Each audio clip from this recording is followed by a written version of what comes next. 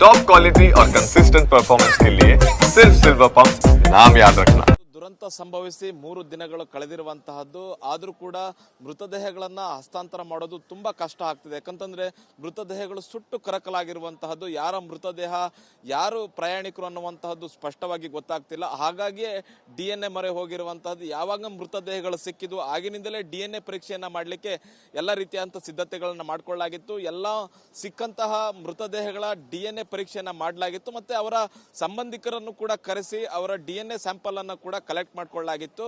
ಇದುವರೆಗೆ ಸಿಕ್ಕಿರ್ತಕ್ಕಂತಹ ಎಲ್ಲಾ ಮೃತದೇಹಗಳ DNA sample ಅನ್ನ ಕಲೆಕ್ಟ್ ಮಾಡಿಕೊಳ್ಳಲಾಗಿದೆ. ಮತ್ತೆ ಬಹುತೇಕ ಅವರ ಸಂಬಂಧಿಕರ DNA ಸ್ಯಾಂಪಲ್ಗಳನ್ನು ಕೂಡ ಕಲೆಕ್ಟ್ ಮಾಡಿಕೊಂಡಿರುವಂತಹದ್ದು. ಈಗ DNA ಮ್ಯಾಚ್ ಮಾಡುವಂತಹ ಕೆಲಸ ನಡೀತಾ ಇದೆ. ಇದುವರೆಗೆ 39 DNA ಮ್ಯಾಚ್ ಆಗಿರುವಂತಹದ್ದು. ಇದು DNA ಮ್ಯಾಚ್ ಆಗಿರ್ತಕ್ಕಂತಹ 19 ಮೃತದೇಹಗಳನ್ನ ಈಗ ಅವರ ಸಂಬಂಧಿಕರಿಗೆ ಹಸ್ತಾಂತರವನ್ನು ಮಾಡಲಾಗಿದೆ. ನಾನೀಗ ಅಹಮದಾಬಾದ್ನ ಸಿವಿಲ್ ಹಾಸ್ಪಿಟಲ್ ನಲ್ಲಿದ್ದೇನೆ. ನೋಡ್ತಾ ಇರಬಹುದು, ಇದು ಮಾರ್ಚರಿ ಕಾಂಪ್ಲೆಕ್ಸ್. ಎಲ್ಲ ಮೃತದೇಹಗಳನ್ನ ಈ ಮಾರ್ಚರಿ ಕಾಂಪ್ಲೆಕ್ಸ್ ನಲ್ಲಿ ತಂದು ಇಡಲಾಗಿದೆ. ಇಲ್ಲಿಂದ ಯಾರು DNA ಮ್ಯಾಚ್ ಆಗುತ್ತೆ, ಯಾವ ಮೃತದೇಹಕ್ಕೆ DNA ಮ್ಯಾಚ್ ಆಗುತ್ತೆ ಅವರ ಸಂಬಂಧಿಕರಿಗೆ, ಆ ಮೃತದೇಹಗಳನ್ನು ಹಸ್ತಾಂತರಿಸುವಂತ ಕೆಲಸ ಇಲ್ಲೇ ಆಗ್ತಾ ಇರುವಂತದ್ದು. ಬಹು ಮುಖ್ಯವಾಗಿ ನೋಡ್ತಾ ಇರಬಹುದು, ಪೊಲೀಸರು ಕೂಡ ಇಲ್ಲಿ ನಿಯೋಜನೆಗೊಂಡಿರುವಂತಹದ್ದು. ಮತ್ತೆ ಸಂಬಂಧಿಕರು ಹೆಚ್ಚಿನ ಸಂಖ್ಯೆಯಲ್ಲಿ ಬರೋದ್ರಿಂದ ಅವರನ್ನ ಅವಾಯ್ಡ್ ಮಾಡಬೇಕಾಗುತ್ತೆ. ಮತ್ತೆ ಸಾರ್ವಜನಿಕರು ಕೂಡ ಹೆಚ್ಚು ಜನ ಇಲ್ಲಿ ಬಂದು ಸೇರುವಂತ ಸಾಧ್ಯತೆ ಇದೆ. ಹಾಗಾಗಿ ಹೆಚ್ಚಿನ ಪೊಲೀಸರ ನಿಯೋಜನೆ ಮಾಡಲಾಗಿದೆ. ಜೊತೆಗೆ ಆಂಬ್ಯುಲೆನ್ಸ್ ಗಳನ್ನು ಕೂಡ ಹೆಚ್ಚಿನ ಸಂಖ್ಯೆಯಲ್ಲಿ ಇರಿಸಿಕೊಳ್ಳಲಾಗಿದೆ. DNA ಮ್ಯಾಚ್ ಆಗ್ತಿದ್ದ ಹಾಗೆ ಅವರ ಸಂಬಂಧಿಕರನ್ನ ಕರೆಸಿ ಅವರಿಗೆ ಶವಗಳನ್ನ ಹಸ್ತಾಂತರಿಸುವಂತಹ ಕೆಲಸ ನಡೀತಾ ಇರುವಂತಹದ್ದು. ಇದುವರೆಗೆ 19 ಶವಗಳನ್ನ ಹಸ್ತಾಂತರಿಸಲಾಗಿದೆ ಅನ್ನುವಂತಹ ಮಾಹಿತಿ ಸಿಗ್ತಾ ಇದೆ. ಒಟ್ಟು 39 ಮೃತದೇಹಗಳ DNA ಮ್ಯಾಚ್ ಆಗಿದೆ ಅವರ ಕುಟುಂಬಸ್ಥರ ಜೊತೆಗೆ.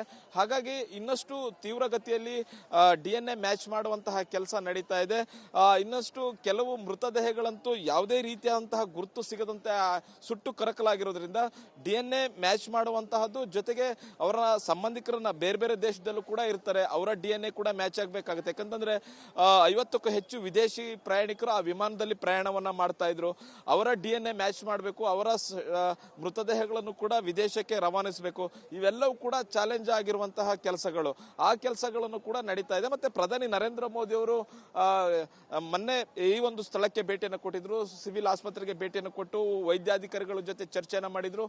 ಆದಷ್ಟು ಬೇಗ DNA ಟೆಸ್ಟ್ ಆಗಬೇಕು, ಮತ್ತೆ ಎಲ್ಲ ಮೃತದೇಹಗಳನ್ನು ಆದಷ್ಟು ಬೇಗ ಅವರ ಕುಟುಂಬಸ್ಥರಿಗೆ ಹಸ್ತಾಂತರಿಸಬೇಕು ಅನ್ನುವಂಥ ಸೂಚನೆಯನ್ನು ಕೊಟ್ಟಿದ್ರು. ಅದರ ಜೊತೆಗೆ ಈಗ ಪೊಲೀಸ್ ವ್ಯವಸ್ಥೆ ಕೂಡ ಸಾಥನ್ನು ನೀಡಿರುವಂತಹದ್ದು ವೈದ್ಯಾಧಿಕಾರಿಗಳ ಜೊತೆ. ಇಲ್ಲಿ ಸಂಪೂರ್ಣವಾದಂತಹ ವ್ಯವಸ್ಥೆಯನ್ನ ಹಿರಿಯ ಪೊಲೀಸ್ ಅಧಿಕಾರಿಗಳು ನೋಡ್ಕೊಳ್ತಾ ಇದ್ದಾರೆ. ಮತ್ತೆ ಹಿರಿಯ ವೈದ್ಯಾಧಿಕಾರಿಗಳು ಕೂಡ ಅಷ್ಟೇ ವೇಗವಾಗಿ DNA ಪರೀಕ್ಷೆಯನ್ನ ಮಾಡಿ ಮೃತದೇಹಗಳಿಗೆ ಮತ್ತೆ ಅವರ ಕುಟುಂಬಸ್ಥರಿಗೆ DNA ಮ್ಯಾಚ್ ಮಾಡಿ ಆದಷ್ಟು ಬೇಗ ಕೊಡಬೇಕು, ಮೃತದೇಹಗಳ ಹಸ್ತಾಂತರ ಮಾಡಬೇಕು ಅನ್ನುವಂಥ ಪ್ರಯತ್ನದಲ್ಲಿರುವಂತಹದ್ದು. ಇನ್ನು ಗುಜರಾತ್ನ ಮಾಜಿ ಮುಖ್ಯಮಂತ್ರಿ ವಿಜಯ್ ರೂಪಾನಿ ಅವರು ಕೂಡ ಇದೇ ವಿಮಾನದಲ್ಲಿ ಪ್ರಯಾಣಿಸ್ತಾ ಇದ್ರು. ಅವರು ಕೂಡ ಸಾವನ್ನಪ್ಪಿರುವಂತದ್ದು. ಅವರ ದೇಹ ಗುರುತಿಸಲಾಗದ ಸ್ಥಿತಿಯಲ್ಲಿರುವುದರಿಂದ ಅವರ DNA ಮ್ಯಾಚ್ ಕೂಡ ಆಗಬೇಕಾಗಿದೆ. ಇದುವರೆಗೂ ಕೂಡ ಅವರ ಮೃತದೇಹ ಯಾವುದು ಅನ್ನುವಂತಹದ್ದನ್ನ ಗುರುತಿಸಲಿಕ್ಕೆ ಸಾಧ್ಯ ಆಗಿಲ್ಲ ಅನ್ನುವಂತಹದ್ದನ್ನ ಹೇಳಲಾಗ್ತಿರುವಂತದ್ದು. ಒಂದ್ ಕಡೆ ರಾಜ್ಕೋಟ್ ನಲ್ಲಿ ಅವರ ಅಂತಿಮ ಸಂಸ್ಕಾರಕ್ಕೆ ಎಲ್ಲಾ ರೀತಿಯಾದಂತಹ ಸಿದ್ಧತೆಗಳು ನಡೀತಾ ಇದೆ. ಅವರ ಕುಟುಂಬಸ್ಥರು ಕೂಡ ಈಗ ರಾಜ್ಕೋಟ್ಗೆ ತಲುಪಿದ್ದಾರೆ.